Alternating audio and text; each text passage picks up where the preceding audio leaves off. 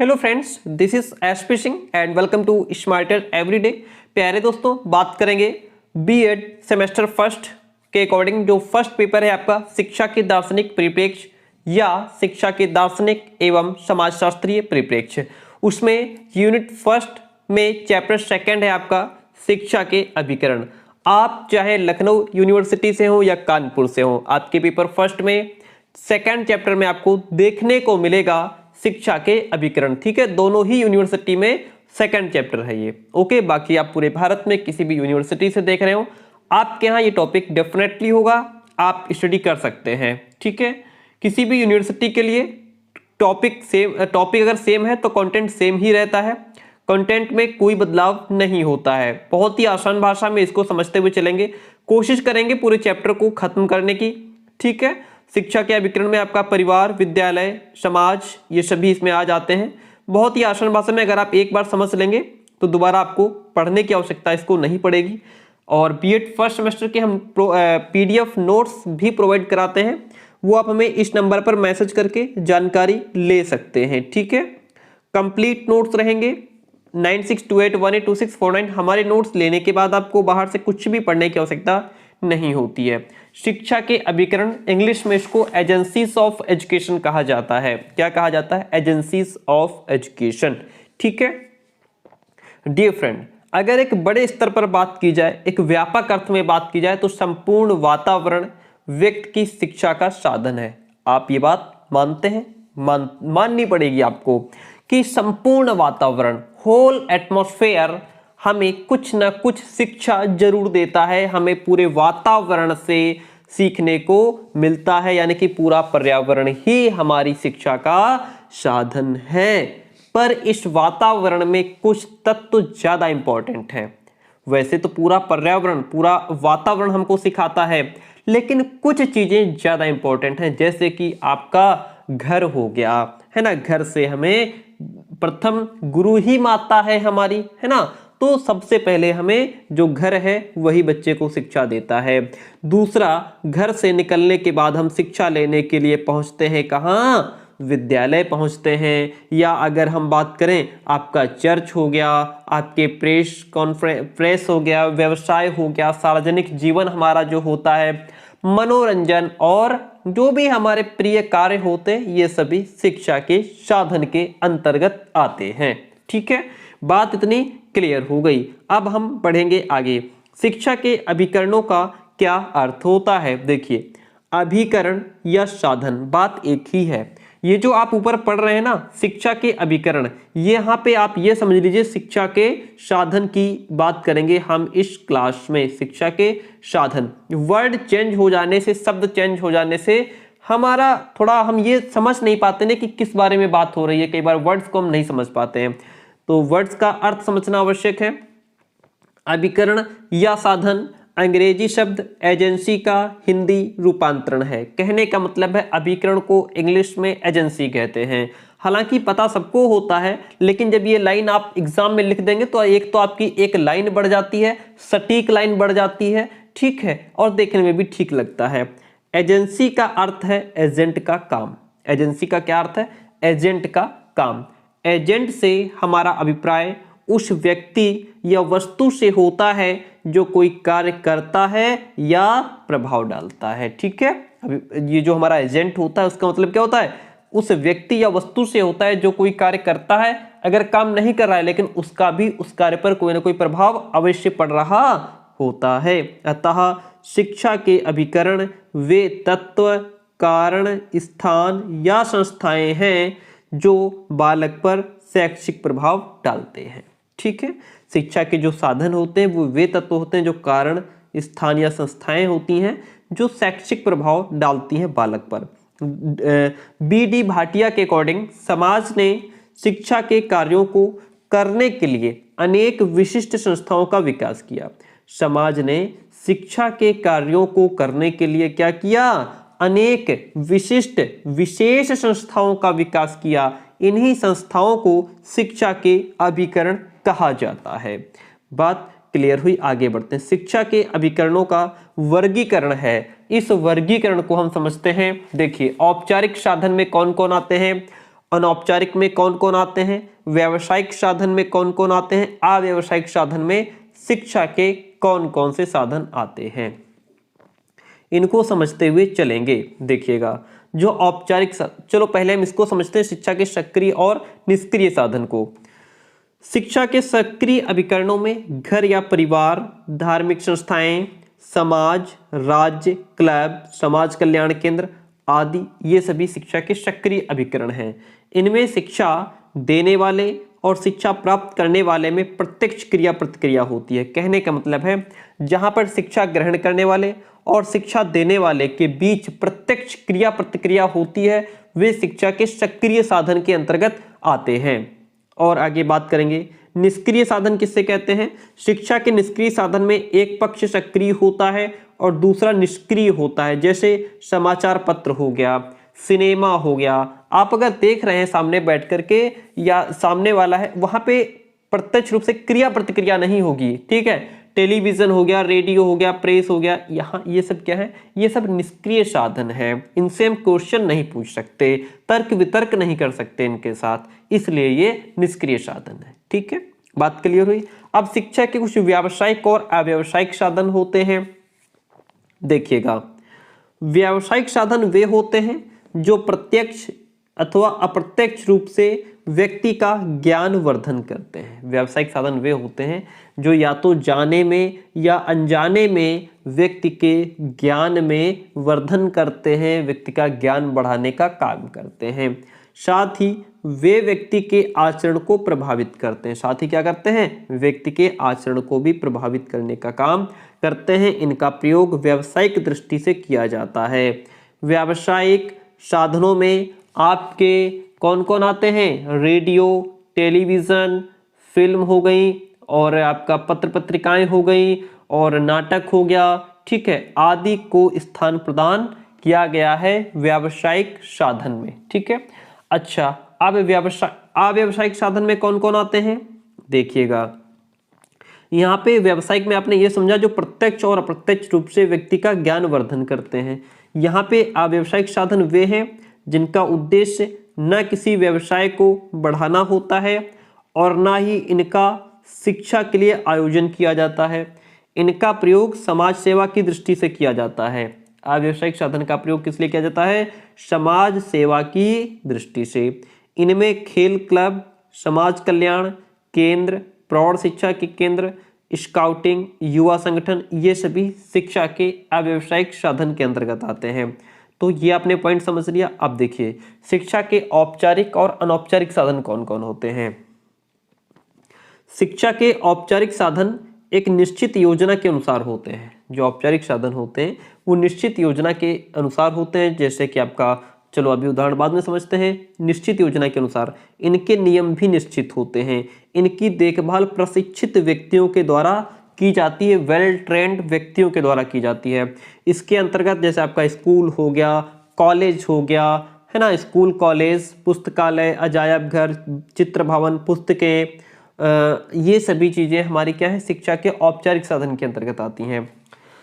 शिक्षा के जो अनौपचारिक साधनों का विकास स्वाभाविक रूप से होता है। इनकी ना तो कोई निश्चित योजना होती है ना कोई निश्चित नियम होते हैं। ठीक वैसे ही जैसे औपचारिक शिक्षा अनौपचारिक शिक्षा पढ़ रहे थे, औपचारिक शिक्षा में सब कुछ निश्चित होता है, अनौपचारिक शिक्षा में कुछ भी निश्चित नहीं होता है ना।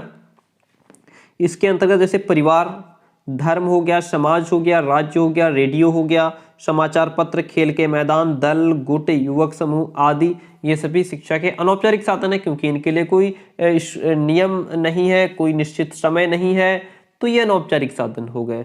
बाकी उसमें औपचारिक में हमारा स्कूल आता है जिसके लिए समय सीमा निश्चित होती है ना, निश्चित नियम होते हैं। गैर औपचारिक साधन जिसको हम नॉन फॉर्मल एजुकेशन भी कहते हैं। नॉन फॉर्मल एजुकेशन के लिए निरौपचारिक शिक्षा, गैर औपचारिक शिक्षा, अनौपचारिकेतर शिक्षा आदि हिंदी के शब्दों का प्रयोग किया जाता है। जो नॉन फॉर्मल एजुकेशन होती है इसके लिए आप इसको निरौपचारिक शिक्षा भी कह सकते हैं, आप इसे गैर औपचारिक शिक्षा भी कह सकते हैं, आप इसे अनौपचारिकेतर शिक्षा भी कह सकते हैं। ठीक है, इन हिंदी शब्दों का प्रयोग किया जाता है। यह औपचारिक और अनौपचारिक का मिला जुला रूप है। कैसा रूप है, औपचारिक और अनौपचारिक शिक्षा का मिला जुला रूप है। इसमें बालक का समाजीकरण, विभिन्न कौशलों का निर्माण बंद कमरों या चारदीवारी के भीतर न हो करके खुले आकाश में होता है। यह शिक्षा चारदीवारी के बाहर की शिक्षा है। चारदीवारी के बाहर की शिक्षा है। यह लक्ष्य प्रधान, वास्तविक जीवन से संबद्ध है और स्वतः सीखना इसका आधार माना जाता है। इस शिक्षा का अस्तित्व हवा में और हवा के साथ है, इसे कोई भी प्राप्त कर सकता है। ठीक है, चलिए आगे बढ़ते हैं। अब देखिए औपचारिक अनौपचारिक जो शिक्षा है, गैर औपचारिक, इनमें अंतर क्या है, इनके उद्देश्य। जैसे कि जो औपचारिक शिक्षा के साधन है इनके उद्देश्य निश्चित होते हैं, अनौपचारिक शिक्षा के जो साधन है इनके कोई निश्चित उद्देश्य नहीं होते, और गैर औपचारिक साधन जो होते हैं लगभग निश्चित उद्देश्य होते हैं। और औपचारिक शिक्षा फॉर्मल एजुकेशन का जो क्षेत्र है वो सीमित और संकीर्ण होता है, इनफॉर्मल का अत्यंत व्यापक होता है, नॉन फॉर्मल का जो क्षेत्र है वह व्यापक होता है। स्थान की बात करें फॉर्मल एजुकेशन की, शैक्षिक संस्था जैसे कि स्कूल हो गया, अनौपचारिक में खेल का मैदान हो गया, गैर औपचारिक में आपका दूरदर्शन रेडियो हो गया, इस तरीके से। ठीक है, जो औपचारिक फॉर्मल एजुकेशन है, फॉर्मल एजुकेशन की जो लिमिट है वो स्कूल से आरंभ होकर विश्वविद्यालय तक जाती है, और जो हमारी अनौपचारिक शिक्षा है जिसे हम इनफॉर्मल कहते हैं वो जीवन पर्यंत चलती रहती है। नॉन फॉर्मल एक सतत प्रक्रिया है, प्रवेश तथा छोड़ने के लिए निश्चित बिंदु होते हैं कि आप जो है प्रवेश ले सकते हैं और विद्यालय छोड़ सकते हैं। यहाँ प्रवेश तथा छोड़ने का कोई बिंदु नहीं है, ये जीवन भर प्रवेश निकास प्रवेश होता रहता है। तो इस प्रकार से इनमें ये अंतर है। ठीक है, इनको आप पढ़ सकते हैं वीडियो को पॉज करके, जिनके पास हमारे नोट्स हैं तो वो भी आसानी से इसको पढ़ सकते हैं।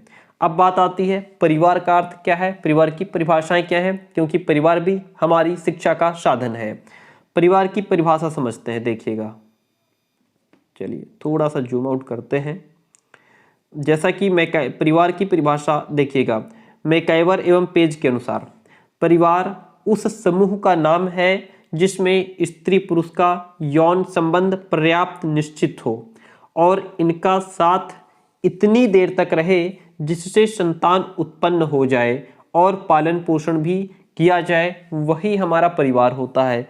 यह परिभाषा मैकाइवर एवं पेज के द्वारा दी गई है। क्लेयर के अनुसार कहा गया है, परिवार से हम संबंधों की वह व्यवस्था समझते हैं जो माता पिता और उसकी संतानों के बीच में पाई जाती है, उसे परिवार कहते हैं।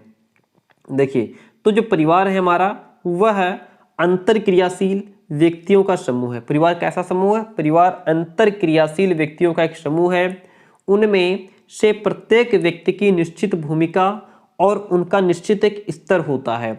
यह समूह सुसंगठित होता है और इसका अपना एक व्यक्तित्व होता है। प्रेम, सहयोग, सहानुभूति और मित्रता परिवार के आधार पर होते हैं।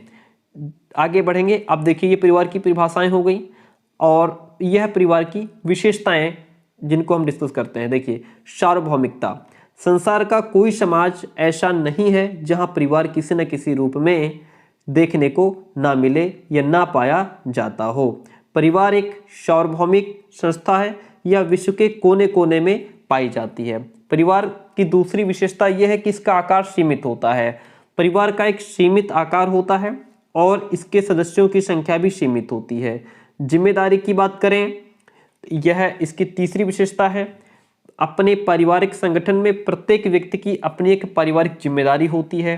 सामाजिक गुणों का पालन करना या पालना, यह भी परिवार की जिम्मेदारी होती है। बच्चे में सामाजिक गुण परिवार में रह करके ही डेवलप हो सकते हैं। परिवार सामाजिक गुणों का पालक है। परिवार समाज की ही छोटी इकाई है। परिवार क्या है? परिवार जो है वह समाज की छोटी इकाई है। नेक्स्ट विशेषता है परिवार की सामाजिक संगठन का केंद्र। परिवार सामाजिक संगठन का केंद्र होता है। विभिन्न परिवारों को मिलाकर के समाज की रचना होती है। संस्था के रूप में अस्थायी, परिवार संस्था के रूप में अस्थायी रहता है। क्या रहता है? संस्था के रूप में अस्थायी। अब हम बात करेंगे घर और परिवार की। देखिए, घर या परिवार शिक्षा के साधन के रूप में आपसे पूछेगा, घर या परिवार शिक्षा के साधन के रूप में किस प्रकार से उपयोगी है। नंबर एक, तो सीखने का प्रथम स्थान है परिवार। क्या है? सीखने का प्रथम स्थान क्या है? परिवार है, घर है। घर या परिवार प्रथम स्थान है जहां बालक बहुत सी बातें सीखता है।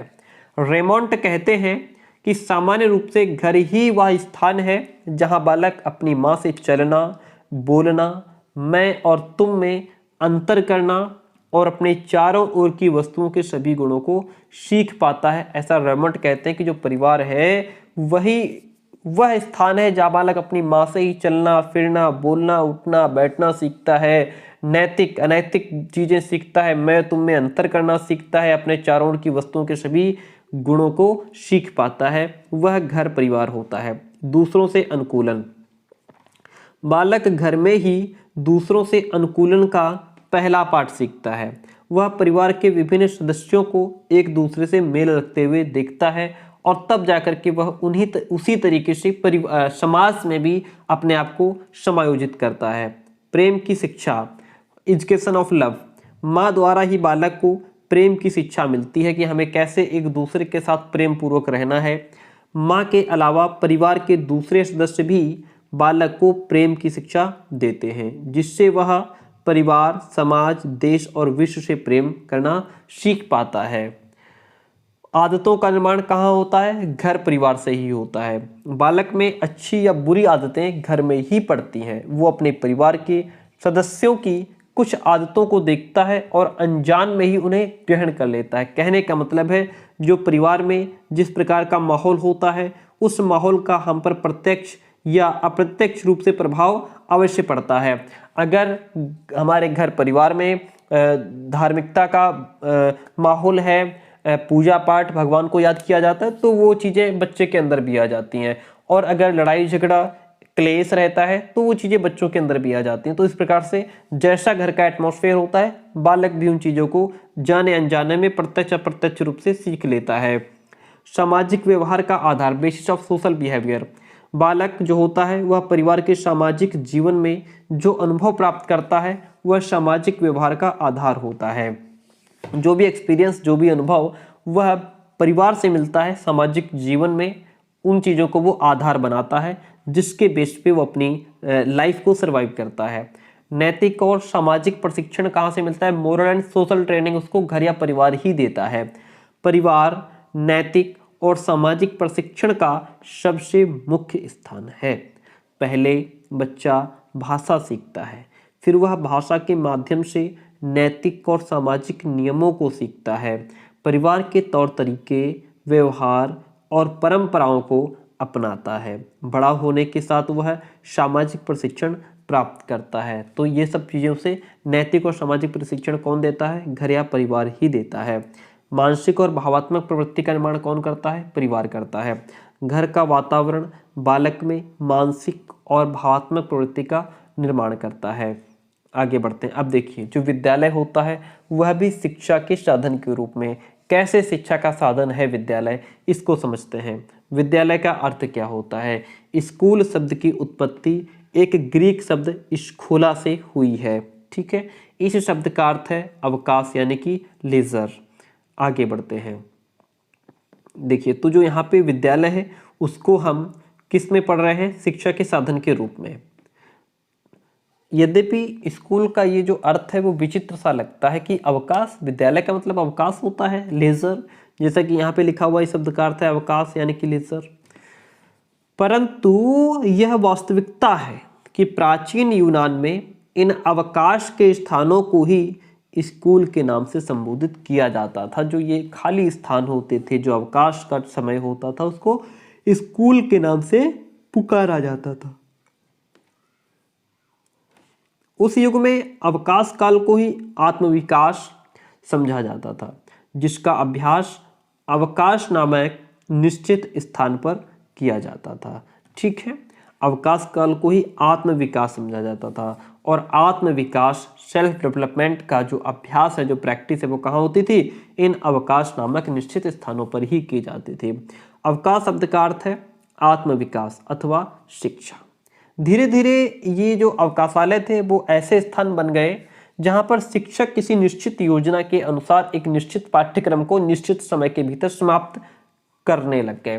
कहने का मतलब है जब खाली स्थान होते थे लोग वहाँ पर जाकर के अपना आत्मविकास, सेल्फ डेवलपमेंट या जो भी क्रियाकलाप करते थे, कि एक निश्चित स्थान हो गए कि वहाँ पर ये काम करना है, फिर उनमें से ही कोई एक बड़ा बुजुर्ग या जो ज़्यादा समझदार था वो दूसरे लोगों को ट्रेनिंग देने लग गया और धीरे धीरे ये चीज़ें शुरू हो गई, फिर वो शिक्षक के रूप में निकल करके आ गया। तो इस प्रकार से स्कूल के निर्माण हुआ।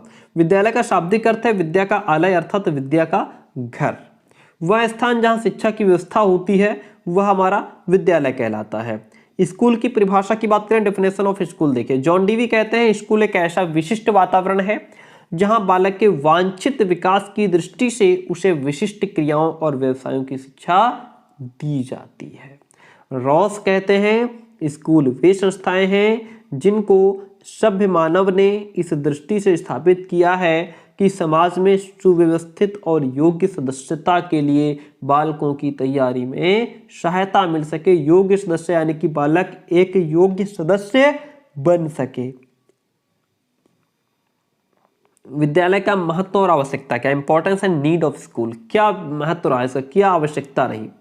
जीवन की जटिलता देखिए, प्राचीन समय में मनुष्य जो था वो अपनी सभी आवश्यकताओं को स्वयं पूर्ण करने और अपने बच्चों की शिक्षा की स्वयं देखभाल करने के लिए समय था उसके पास, है ना। पुराने समय में क्या था कि भाई मनुष्य जो था वो अपनी बच्चों की आवश्यकताओं को पूर्ण कर लेता था और उनकी शिक्षा की भी देखभाल वो स्वयं कर सकता था। लेकिन आज के समय में मानव को अपने कार्यों से इतनी फुर्सत नहीं मिलती कि वे अपने बच्चों की देखभाल कर सकें। आज का व्यक्ति, आज का मानव इतना बिजी है, इतना व्यस्त है कि उसको अपने ही बच्चों के लिए टाइम नहीं है।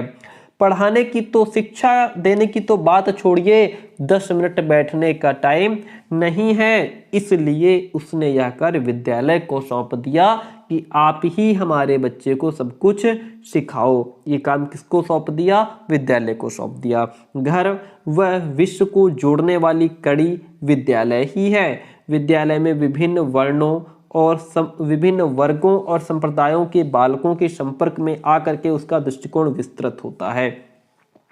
विद्यालय में जो बालक होता है और विद्यालय में अलग अलग जाति धर्म समूह के बच्चे आते हैं, ठीक है, अलग अलग जातियों के, अलग अलग धर्म, अलग अलग समूह के बच्चे आते हैं और जब बच्चा उनके संपर्क में आता है तो उसका दृष्टिकोण और ज़्यादा ब्रॉड हो जाता है। इस प्रकार विद्यालय घर और बाह्य जीवन को जोड़ने वाली एक कड़ी होती है। विशिष्ट वातावरण की व्यवस्था विद्यालय में होती है। विद्यालय छात्रों को एक विशिष्ट वातावरण प्रदान करता है। ये वातावरण शुद्ध, सरल और सुव्यवस्थित होता है। बहुमुखी सांस्कृतिक चेतना का विकास कहाँ होता है? विद्यालय में होता है। विद्यालय में विभिन्न परिवारों, समुदायों और संस्कृतियों से छात्र आते हैं। भैया अलग अलग परिवारों से आते हैं, अलग अलग समुदायों से आते हैं, संस्कृतियों से छात्र आते हैं। परस्पर संपर्क के कारण उनमें एक दूसरे के सांस्कृतिक गुण आ जाते हैं, एक दूसरे के गुण वो एडॉप्ट कर लेते हैं। शिक्षित नागरिकों का निर्माण कौन करता है? विद्यालय करता है। विद्यालय ही एकमात्र वह साधन है जिसके द्वारा शिक्षित नागरिकों का निर्माण किया जाता है। यदि एक देश के समस्त बालकों को निश्चित आयु तक निःशुल्क और अनिवार्य शिक्षा दी जाती है तो वे स्थायी रूप से साक्षर हो जाते हैं। तो विद्यालय का काम है शिक्षित नागरिकों का निर्माण करना। ठीक है, अब हम बात करेंगे परंपरागत विद्यालय और वर्तमान विद्यालय क्या है, traditional school and present school की बात करेंगे। देखिएगा, पहले विद्यालय को ज्ञान का उत्पादन समझा जाता था। जो विद्यालय है वह ज्ञान का उत्पादन है और यह ज्ञान पुस्तकीय, यांत्रिक और रूढ़िगत होता था। पुस्तकीय होता था, यांत्रिक होता था, रूढ़िगत होता था। शिक्षा देने का साधन डंडा था। वेरी इंपॉर्टेंट बात, क्या था? शिक्षा देने का साधन क्या था? डंडा। बच्चों को डंडे के बल पर सिखाओ। स्कूलों में भय का वातावरण था, बच्चे डरते बहुत थे, टीचर मारते बहुत थे, मुर्गा बना के 4 ईंटें ऊपर से रख देते थे। हालांकि ऐसा हमारे साथ भी हुआ है, ठीक है। तो ये सभी क्रियाकलाप, एक्टिविटी हुआ करती थी, है ना। वर्तमान विद्यालय क्या है? भारत के वर्तमान विद्यालयों के कार्यों में अत्यधिक परिवर्तन आ गया है, बहुत परिवर्तन आ गया है। अब तो खाली बच्चे को डांट दो, अगले दिन पेरेंट सर पे खड़े हैं, है ना। वर्तमान विद्यालय बच्चों की मानसिक, शारीरिक, सौंदर्यात्मक, आध्यात्मिक और मनोवैज्ञानिक आवश्यकताओं की पूर्ति का प्रयास करता है। जो वर्तमान विद्यालय है ये बच्चों की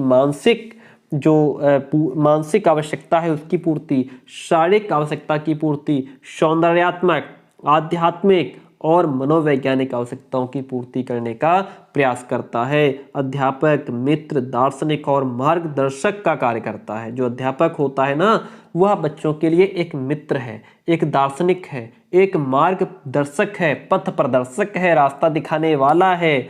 बच्चे के लिए पर्याप्त अवसर प्रस्तुत किए जाते हैं। हर सुख सुविधाएं विद्यालय में दी जाती हैं। नवीन शिक्षा प्रणाली जैसे डाल्टन विधि हो गई, योजना विधि हो गई, ह्यूरिस्टिक मेथड हो गया, मॉन्टेसरी विधि आदि ने हमारी शिक्षण पद्धति में प्रभावी परिवर्तन किए हैं। अब जो समाज है वह शिक्षा के साधन के रूप में कैसे काम करता है इसकी बात हम करेंगे। देखिएगा, पहले दोस्तों इसकी बात हम नेक्स्ट क्लास में करेंगे, ठीक है। और आप अगर आप हमारे पेड नोट्स लेना चाहते हैं तो आप मेरे इस नंबर पर मैसेज कर सकते हैं। पेड नोट्स लेने के बाद आपको बाहर से कुछ भी खरीदने की आवश्यकता नहीं होती है। कंप्लीट नोट्स की हमारी जिम्मेदारी। थैंक यू सो मच, मिलते हैं बहुत जल्दी नेक्स्ट क्लास में।